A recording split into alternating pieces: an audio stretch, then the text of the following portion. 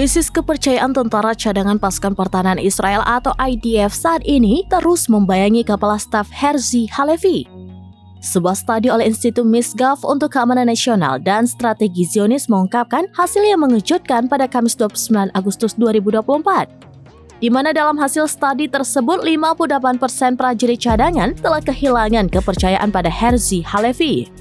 Dari jumlah tersebut, di antaranya mereka berusia di antara 21 hingga 78 tahun dengan rata-rata bertugas di Gaza selama 38 hingga 174 hari. Adapun 36% dari mereka menyatakan memiliki keyakinan yang sangat buruk terhadap Halevi dan 22% memiliki kepercayaan yang cukup rendah.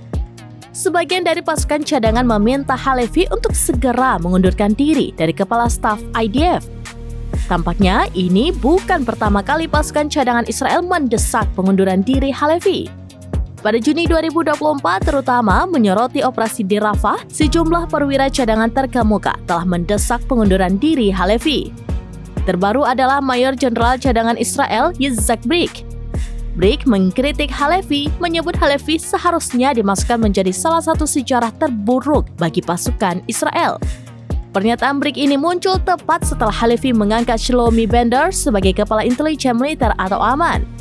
Menurut Brik, penunjukan tersebut sangatlah tidak adil, di mana Halevi sengaja mengangkat teman-temannya untuk melindungi dirinya. Brik juga menilai kepemimpinan Halevi dan Bender sama-sama gagal terkait perang di Gaza. Download Tribun X sekarang. Menghadirkan lokal menjadi Indonesia.